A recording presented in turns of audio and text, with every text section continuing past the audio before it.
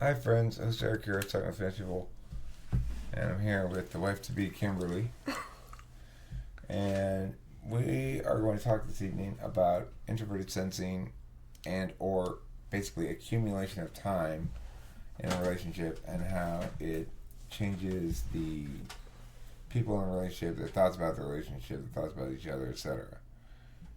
It seems a particularly cogent topic for us because my current analysis of it anyway is that at the beginning of the relationship we both brought in a lot of distrust from previous relationships that caused us to interpret mostly innocuous things from both directions as something worth fretting about or being concerned about. So I was fretting about, like, well, how much can I trust her to really be locked down? Maybe she's going to be, have a wandering eye. I was concerned that whatever else. She had her concerns as well. Do you think that frames the beginning of the relationship accurately? Yeah. Okay, so then the SI component of understanding relationships comes in from before you even start the relationship because you come into it with a set of expectations, understandings, and practiced habits of being in relationships that are all built up from failed relationships. Otherwise, you wouldn't be in a new relationship unless your significant other died. So, obviously, it's going to change the dynamics of going into a relationship how old you are. Would you say that you entered into this current relationship with a significantly different understanding of or what you wanted, what a relationship ought to be, etc., than you would have had 10 years earlier? For sure. So, what do you think changed over those 10 years, say from 32 to 42? Or when did we meet? 46? 36 to 46. I would say I turned my focus more on myself and my son instead of focusing on uh, Your badge. my compelling need to feel I needed to be in to feel like a feeling I needed to be in a relationship. Right, so naturally that's going to be more difficult even for you than it was for me. And I found it difficult not being in a relationship too. I wanted more kids. But you had a vision that was sort of textbook ISFJ. Your vision for life included getting married and having a grip of kids and being PTA mom and that kind of shit. Not necessarily PTA mom, but I just wanted to have a big family. Yeah, and in fact, it doesn't appear that I'm going to impregnate you based on our current track record. So, I mean, but that may change. I don't know because who knows. But given that, it's very possible. I mean, given nothing, it's certainly possible that you won't have any more kids. I won't have any more kids, Right. and that's another SI link. So do you feel as though, in some sense, I'm failing to fulfill your predetermined SI vision for your life, even though you know logically it's not exactly my fault or whatever. No, I don't. It's not. I mean, I don't think it's. I We have don't no know who it resentment toward is. Anyway. you. Do you link? Do you link to me that sense of not having reached the goal you had long hoped to reach in life? No. Do you feel that very strongly? Yeah.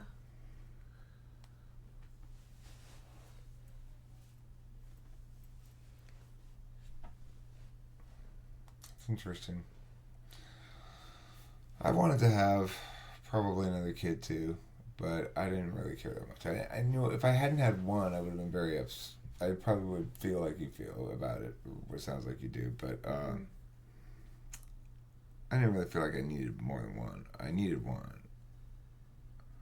but I understand that people going into their lives from say, high school or college or whatever, they go into it with different, not just different visions of what's going to happen to them or what life's going to be like, but different levels of certainty about vision.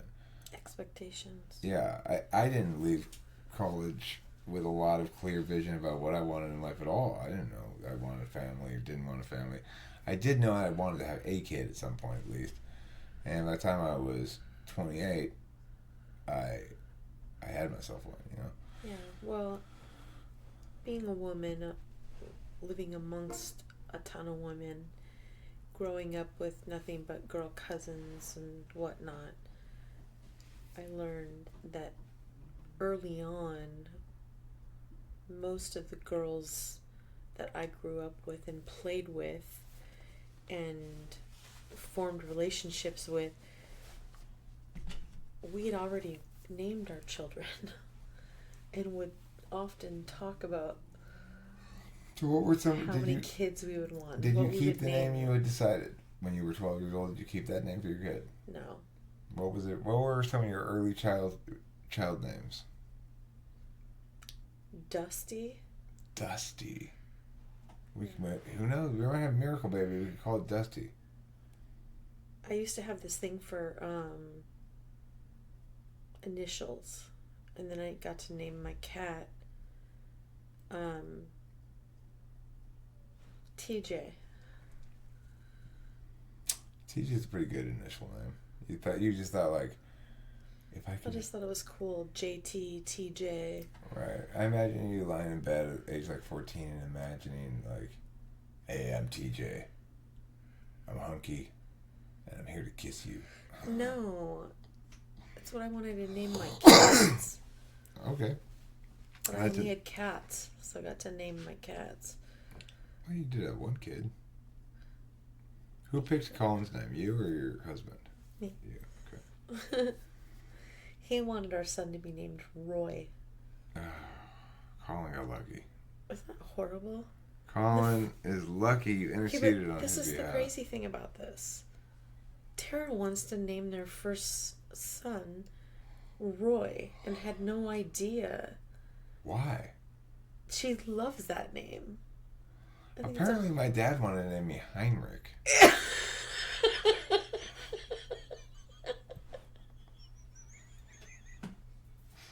I'm glad they didn't name me Heinrich.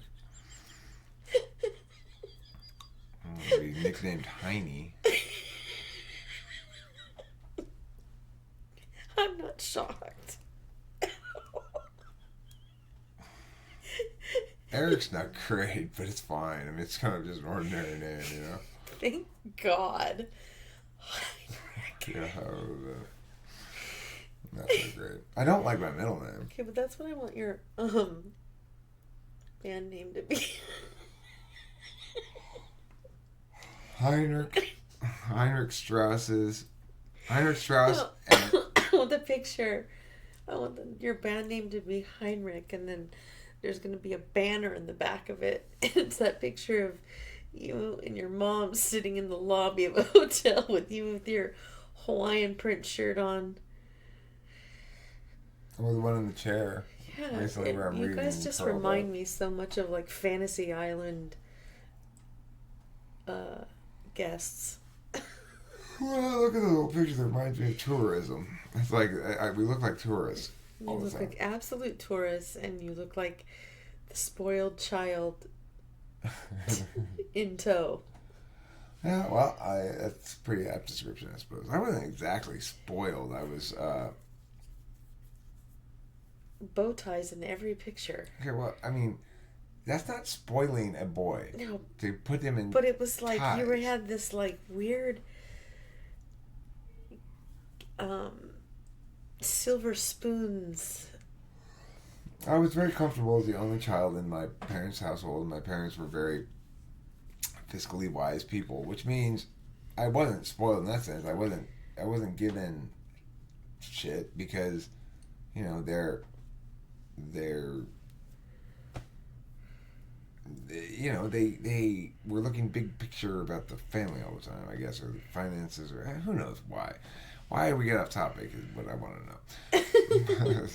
probably it's not exactly off topic. It's looking back into SI and the change is accomplished simply by accumulation of time. What kind of change is going to depend on, I guess, how the time is accumulated. So Kimberly and I went through a bit of a rough stage before Mother's Day, around there, that whole thing. But it wasn't just starting right then. We'd been kind of like snippy at each other for a while. Things have been getting a little tense or something. I don't know. It was a little jaggedy. Yeah. But I think it's the risk of not respecting the power of time. So it means that I came in wanting to control narratives that you have to let accumulate legitimacy over time if you're with an SI person. So in other words, Kim's not going to give a lot of credence to anything out of anyone's mouth the first few weeks that she knows that person. Doesn't matter who the hell they are, because she builds her sense of faith or trust in a person by accumulating time. Yes, she'll read their FE as well. That'll be an important component in it. But she doesn't expect that to. I mean, it's her tool function. It's how she uses. It's what she uses to read shit in the moment, read people. But it's not. It's not going to be the. It's not going to afford her the kind of certainty that will make her feel safe until she's had lots of particularist experiences, because she's an SI dom, not an FE dom. So, it's like she trusts her experience, not my explanations. Sometimes I'll explain, remember, Kim, this problem's actually taken care of. It's working its way through this process. I show you this is where the process started, this is where it is now. This is why we can't figure out the time. Your perfect example. Right, and she'll still fret about it until she's had experience of shit working out enough that she trusts it. And part of the big problem with the conflict between us is I don't respect SE very much, and I'm realizing how little I respect it, in the sense that I will tell her I'll be in 10 or 15 minutes, and then I just won't. I just won't come in for hours. I don't think I'm lying when I say it. I'm convinced I'm going to go do it. But then I think, yeah, but let me just do 5 more minutes on this thing, or 10 more minutes on that thing. It's not taking seriously enough my commitment that I should be following through on. I did it again last night, and I'm a little frustrated with myself about it. But part of that is following through better. Part of that is making fewer promises. I shouldn't be telling her I'm going to be in 10, 15 minutes if I'm not sure about it. And even if I feel sure about it, well, my feelings are not very trustworthy, so I shouldn't be trusting them to provide me accurate adjudication of anything, anyway. Mason, excuse me, Mr. Camera Hog. You're...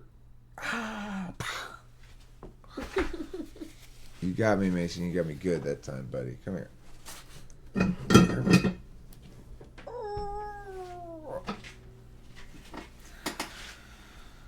So,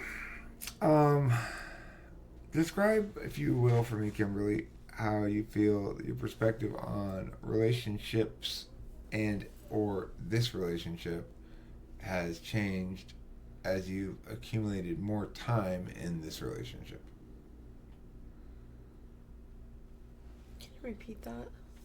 Yes, I would like for you to muse, brainstorm, explain, or some otherwise talk about the way in which your understanding of what relationships are or are supposed to be, and or your understanding of what this relationship is or is supposed to be, either of those two things, how has that understanding changed as you've accumulated more time?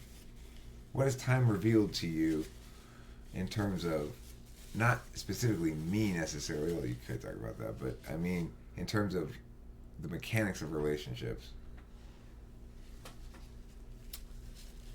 Probably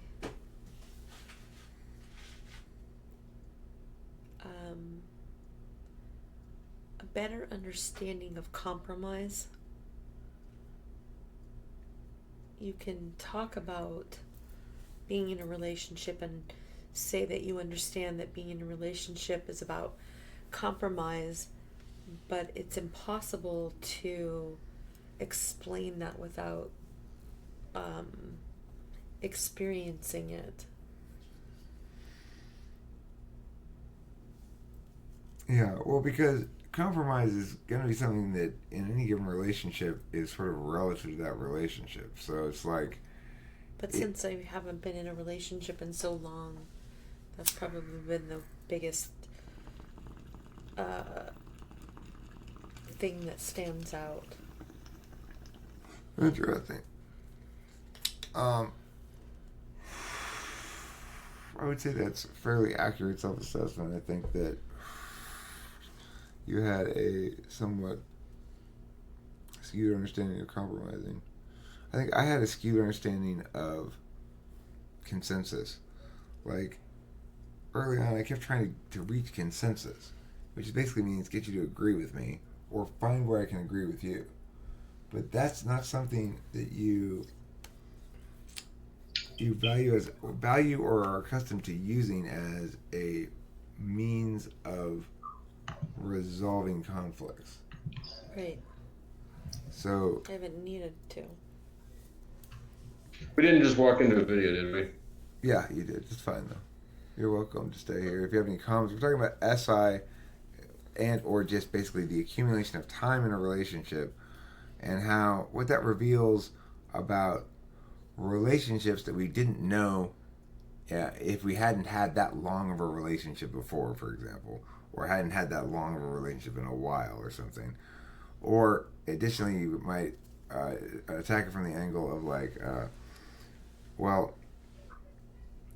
what did I realize I was doing wrong in my thinking about a relationship in the early days of this relationship that now I understand from time put in is ought to have been thought about differently. I can think of several examples, but if you have any thoughts, go ahead and shoot. How people respond to different situations. I think it's, for me at least, it's about answering sort of unknown questions in people's behavior. There's some things you can't know about a person until you've seen how they handle it or a similar thing. How would I ever have known that Katie would be the type of person who would fly to LA the minute I told her to, you know, when shit went down, and that would last through that. I mean, that's.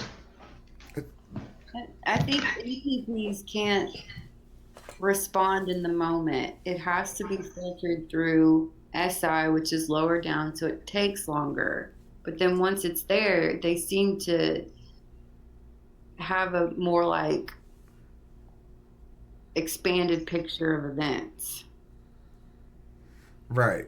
In other words, we're way dumber than an I at first, and we catch up eventually. Because the thing is, when you build your understanding of the world by looking at it's like, well, let's see, what's the Earth like? Well, this part is like this. You know, that's what SI does. It takes a long time for you to build enough little best parts are like this for it to actually start to look like a world understanding. So in that regard, SI about relationships then we were using SI at the beginning of relationships. Unfortunately, it wasn't SI about each other. You know, it was our memories of how one acts in a relationship. Yeah, so that's like where That's why you snoop through her at least initially, because they will just deal with the reality that's there in front of them because their SI is so low. Right. It was interesting to hear Taylor say he's trying to explain he's trying to understand people by knowing how they will act in certain circumstances, basically, or react to certain circumstances, or respond to requests or whatever. So, I understand that. And I have that too. I think, well, like I've been known to ask questions like of myself, like, well, but can I really count on this person if meow were to happen? I've been known to ask that kind of question of myself plenty, but I'd say that tends to be tactical. It's like, has to be a very specific circumstance where I need to understand what the person is going to do. But if, in general, my understanding of the other person grows by coming up with good explanations as to why what they're doing is consistent with my overall abstract breakdown of them. So it's like verbal affirmation of your of constantly being aware of your narratives. I just need to have the right explanation. that it has to be right on a lot of different areas. So it's got to have the right positive message. It's got to articulate it's got to somehow like spike out some narratives that I don't like. It's got to also, it has to be a very complicated explanation. But when I get it, the explanation there, then I get to stop worrying about it. Yeah, your NE gets satisfied, and then it's now an SI. Yeah, and then I don't have to worry about it anymore. I feel a lot more comfortable now in the relationship in the sense that I'm able to step back from FI harm prevention mode and go, okay, that's not going to happen, Eric. She's not doing that. You're making this crazily concentric circles kind of explanation in order to keep up with this ridiculous Earth is the center of the universe model in the Bible. Basically, is what you're doing, Eric. You're making it super. Well, she could have squeezed in 4 minutes to have sex with some random hobo in the Costco parking lot. So I can't rule that out as a possibility. That's just nonsense. Obviously, you should never be even thinking about that kind of stuff because it's such a low probability. It's any dom. That's the thorn of being an any dom. You just favor the imaginative possibilities over SE, what's right in front of you, and like the actual time passing, the minutes. Yeah. We all have like stuff about our dominant slot that is a weakness too. I've been thinking more about what you said too, Lightbulb. I've been thinking more about that mastering your eighth function shit. So don't think that fell on deaf ears. Continue, please. Sorry to interrupt you. That was my thought. Yeah, and it makes sense. I mean, you've got sort of a projection function. You're leading with projection. So that's got to be kind of uncomfortable, really. So in order to get comfortable, you've got to build enough solid shit in your 4 slot for it to be comfortable. For me, it's the opposite. It's like I'm leading with experience.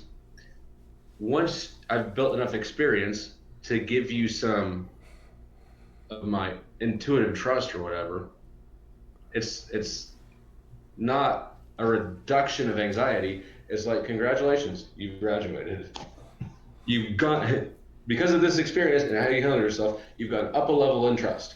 Or because of that shit, you're stuck. This is now your determined level forever.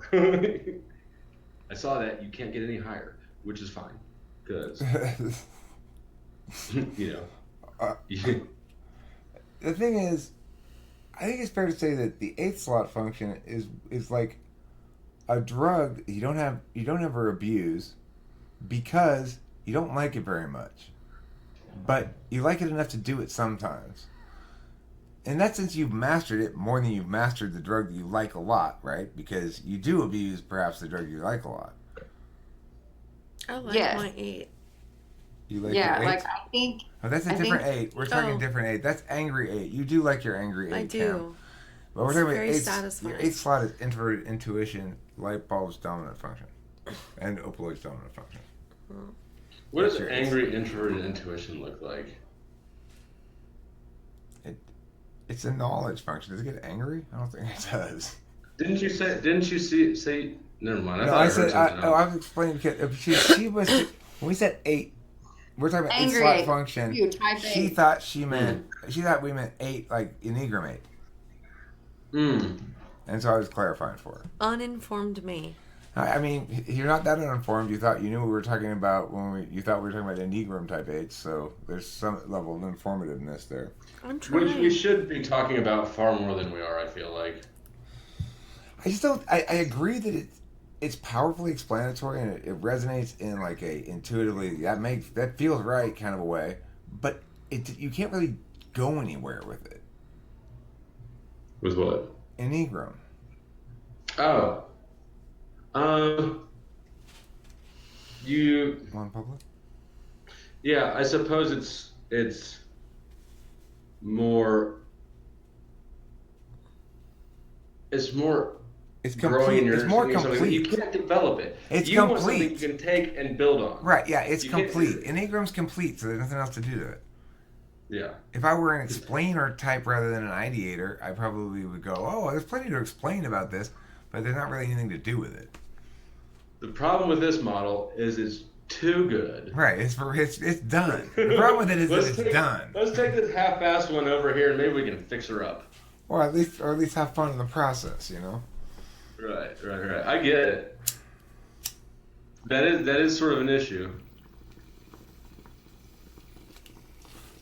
Enneagram is quite like brilliant, and I guess it's brilliant, and I find it much more insightful than any type description I've ever read, really. But the type descriptions are. It's basically the fact that there are type descriptions at all that describe, like, the way people are likely to act is necessarily so, right? You can't avoid that happening, but it's also necessarily so that 90% of the people are going to deal with the thing backwards. They're not going to understand what they're supposed to do with the type description, which is to say, okay, so these are some common ways in which this process that I understand independently might manifest. But I can see many other ways in which this process might correctly be deemed that same process, manifesting in ways that conflict directly with this. So, an example I thought of the other day was, if you think of a UPS guy goes and he puts a box on a porch, but instead of putting it on top of the mat, he puts it underneath the mat. Now, I want to stress that in the example I saw that prompted me to think of this, I was like, why would you even bother to do that? Because I was assuming he was trying to hide it under the mat, but it was like putting like this on top of Kimberly and thinking she's hid. It's like it didn't hide it at all. But Kim pointed out various other reasons why they might have put it there, which is her reason was, well, basically they're trying to set up the FE argument later that they put it underneath the thing. And that makes sense too. But you could do that for each of the functions. So like any person would put it underneath the thing because he'd never put it underneath the thing before.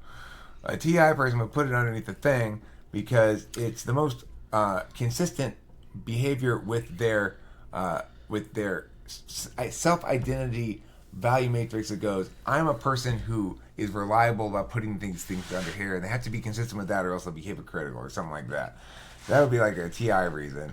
But that's one thing that doesn't really work for TI very well. But FE, they'd be like Kim's thing, saying, well, I want to be able to say later, I took the extra step of putting something on top of it. It's the effort that counts, not the fact that it was totally useless. If it's a NI person, they're going to put it underneath the thing because it's the best available spot to put it. If they're a TE person, they're going to put it underneath the thing either because that's the protocol, so they follow the protocol, or possibly for the same reason as the FE person, except they'll understand it as a protocol rather than as dealing with another person. Right. And then an SI person will put it underneath the mat because that's where they always put it underneath the mat. So, like... And why will an SE person do it? Oh, right, I forgot about you. I've been waiting for it. An SE person would put it underneath the mat because that's where they plan to put it. Because that's where they plan to put it. That's the answer. Or alternately, if they're more, I wouldn't put it under the mat.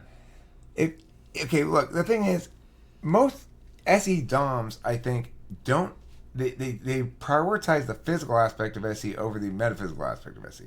So you don't find SE DOMs necessarily good at following through on shit, even though SE is supposedly for follow through thing. But what that means by being the follow through thing is simply that the execution part of something, which is the SE doing part of something, to the extent that it links to a plan, is going to follow through on it. However, there's the SE in the moment part, which picks up physical stimuli from the environment. So you might be an SE person, you go, well, oh, but look, this fits right in here. I'll just stick it underneath this thing. It fits perfectly. They'll be able to see it. Nobody from the street will be able to see it perfect. That might be an SE response too.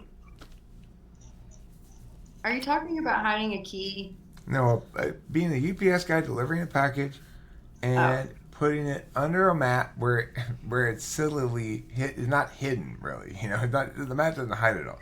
Anyway, the box was the same size as the mat. Right. So it was just like putting a toupee on it, you know. It didn't quite look right. Yeah, it looks funny. So anyway,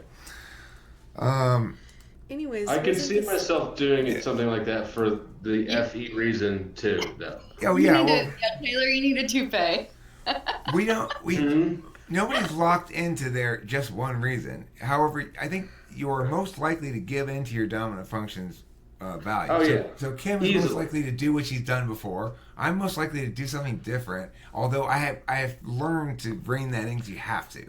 But I want to bring this back on the topic, and then we're going to kind of wrap it up to about video length at this point, which is, those are all different reasons why people might do things. But for SI DOMs, or for people who have SI in the conscious stack, then as the accumulated time in a relationship is going to make, I think, a particularly significant impact. Because for an NI person who's understanding things objectively, or in other words, from a third party's perspective, then that means they're understanding the dynamics of the relationship as being this independently existent thing with its own identity that fundamentally doesn't change, though it might manifest differently in times from here and there. Didn't I tell you that the first week I knew you? What? That you needed to quit putting the cart before the horse? Yeah. I did a terrible job of listening. Mm-hmm. Oh, I know. Actually, I just did a terrible job of agreeing. I listened fine. No, I doubt it. I always listen well. I hear what I bet that if you screw up with an SI DOM, it's really hard to ever get actual forgiveness. Well, the forgiveness doesn't matter because she's not offering either condemnation or forgiveness. She's offering expectations of failure or assumptions that there won't be any problem. So you lose either way. You lose all ways. I would just, for example, if you cheated, I would, and then you guys reconciled, I would expect that reconciliation, and you reconcile and live happily ever after. But I bet happily ever after has a lot of bitter one-liners mixed into the happy marriage. Oh, it would be nothing but. It would be nothing but. Mm-hmm. We couldn't even possibly reconcile. We wouldn't work. If either of us cheated, we couldn't possibly reconcile.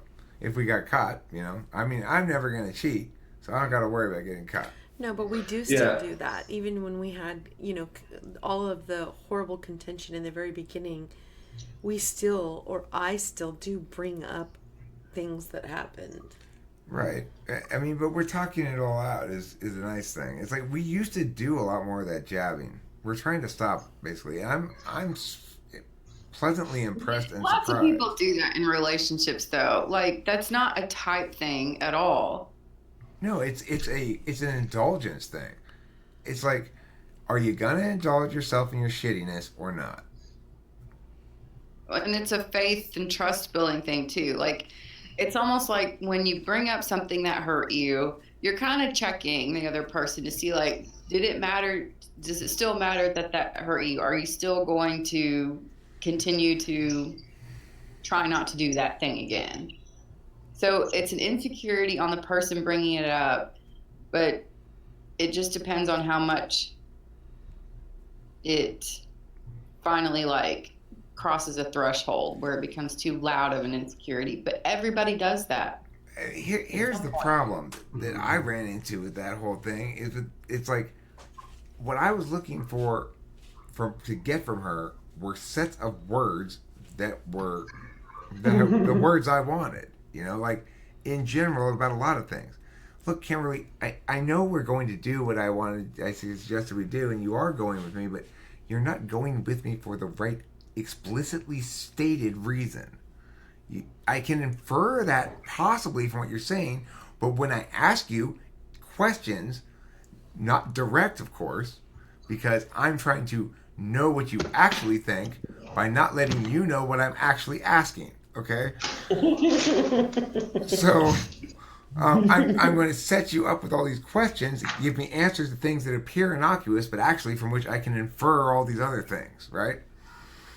So that's what I did to her. That's not manipulative at all. Except guess what? It didn't. I mean, she'd give me. It never worked because it would be like, well, you said this, and that means this, and she'd be like, well, I said that, but I didn't mean this. I said, but it means that necessarily. And she said, well, I didn't say it. I'd say, but you meant it. You must have meant it because I can logically deduce what I want you to have said from what you did say. And It makes me so grateful to be a censor.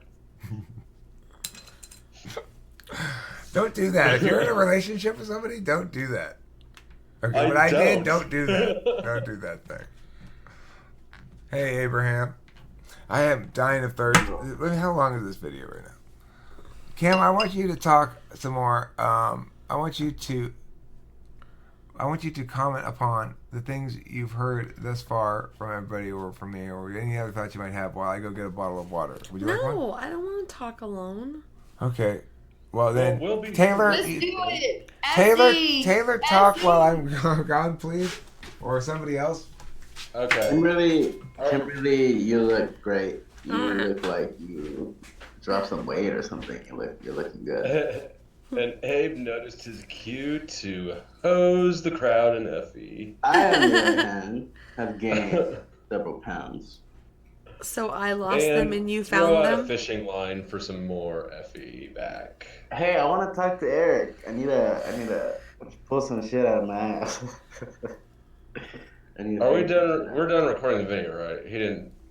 Oh no, he's still Still recording. Come on. Hello, Well, everybody. This is the part where I say something very interesting, and you listen, and you give Eric's video a thumbs up, which is great because he need to keep his lights on. And then, is this Mark? Is Mark? Yes. Here? Hey, come on! You built up to something. Stop getting distracted. Oh, there's my water bottle. Oh, okay. Eric. Yes. This video's done. I was wondering if I could talk to you about some work stuff. Random work-related shit. When the video's done, you said? Yeah, briefly. Yeah. Briefly. Is it interesting? I'm planning on going to bed shortly, but briefly, yes. If you want to talk to me about specific things, we can. If you want to have a longer conversation, let's do it tomorrow or something. Just briefly. Okay, fine. So anyway, where is this video thing? So, okay. You're gonna have to end it earlier because you left and Abe happened. Okay, well, Abe's gonna have to unhappen while I finish this fucking video. Back in time for you, Abe. Kimberly, as per my previous question about your thoughts about SI relationships and all the stuff that's been said so far, do you have any thoughts or additional things or other commentary you might want to add? No. We'll add some anyways. I don't know what to say. Okay, well, let me ask you some questions then about it. Do you feel you're more consciously aware now of your own tendency to overweight. I mean, overweight is a loaded term, but let's just say it weren't a loaded term. To overweight past experiences in terms of your predictions No. of how. No. It's, Well, I mean, Eric, as much as you try to say this is not a loaded word. Okay, I agree. Say, I can see like, the point. that's not fair. I so can see the her FE point. responding with no, like, y'all equal each other out. he's right conceded defeat. Leave him alone. Yeah, I can see defeat on this one. Anyway, I guess where I've noticed your development in terms of like how you think about things is mostly in the way you incorporate it when gauging people who have potentially polar FE. You develop a bit of a polar FE Dom radar. So it's like when we see an FE Dom, you'll note that's FE Dom, and there's a slight shake like that's the wrong kind of SFJ, but okay, I still like them. You know, I agree with Kim on that assessment, even though she's the censor of the IFJ and I'm the intuitive. We agree on that. Okay. Well, the other thing is I think she's more sympathetic towards the polar FEs, and feels less of a what in the world is wrong with this person. You know, like she probably. I think she feels she has an explanation for why they act so awkwardly, or from her perspective, awkwardly. Would you agree with that, Kim? Well, I realize now that calling it out isn't going to do me any good. They're just fucking weird. It's like trying to beat an ESFP with the logic stick. It doesn't matter how many times you use it, that weapon's not going to work. No. Conk has Right off. Conk has showed me something about ESFPs in general. Like, I don't know what it is exactly, but it's not entirely negative. He's not ill-intentioned. No, he's well intentioned. Yeah. And shit rolls off him. Like, you know, he's got a tough skin. I don't know, it's one of those. I don't know if it's rolling off him or if he's not noticing it. My hope is that even though I will never win the argument while it happens, that I've planted some seeds of thinking, of thought. I've planted some seeds of thought into his brain. If you watch this conk, sorry. Well, I mean, the thing is, I've heard him talk to other people, and him having regular sounding conversations with them. At least, I mean, I haven't spent a lot of time listening to it, but you know, I've heard him, and he seems to get along fine with people, and he has conversations with people, and he's, you know, it's just there's something about him there's something about ESFPs that baffles me because I think he's an ESTJ. You think he is? Yeah.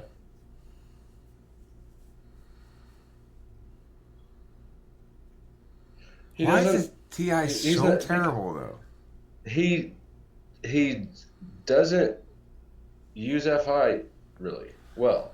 You can see it flare up sometimes, but it's not his tool function at all. Okay, I'll buy that, but listen, the thing is, my dad has good TI despite being a TE Dom. He's got solid TI at least. I mean, it's not absent. Mm-hmm. So I don't know about that. What does he use though? He will not budge from his TE, and all of his reasoning is SI. Don't worry, Kim. I'm And picking up FP body language singles the whole time from you. I'm always and aware. when he wants to have fun, he makes silly any comments. Yeah, I agree And, with that. and if I start bullying him, his FI will flare up. Well, Okay. you can see it on his face before he gets it under control. Maybe. I mean, I never actually typed the guy. I just deemed him ESFP because he pissed me off so much. You know, you have no TI and you're stupid feeling. I like you. You're ENTP. I don't like you. You're an ESFP. That's exactly right, INFJ. I'm feeling fond towards you, so you're still an INFJ. Keep up the good work. You don't want to Yay, get thanks for the demoted. validation. I demote people sometimes to ISTJ, ESFP. ESFP you get demoted all the way to the bottom. So if you get deemed ESFP on the Eric, I guess you call it spite typing scale, then you've really annoyed me. If you get any other type of sensor, you're probably fine, but your conversation wasn't particularly intriguing to Eric. He probably just goes. Yours is, Taylor. And if you're an intuitive but not an ENTP, you're fun to talk to, but not particularly. We don't see eye to eye, but it was still fun. Good game. Mm-hmm.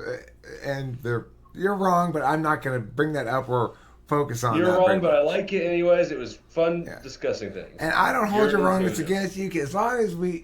As long as I successfully beat the habit out of you of going like blah blah blah with your own fucking FI arguments, then we'll be fine. Yeah, FI is not a good tool. I mean, said the TI user. What did Kim just do? That's my cue. Kim's done because I've. No, you can keep talking. I just don't need to be on camera. That's true. Katie's Are you ready? introverted duration or extroversion duration is also short. Yes. All right, I'll see you guys later, and thank you at home for watching Talking with Famous People. Don't Well, forget to aren't play you supposed these. to talk to Abe? Well, it doesn't stop. We don't cease to exist when I push stop recording, Kim.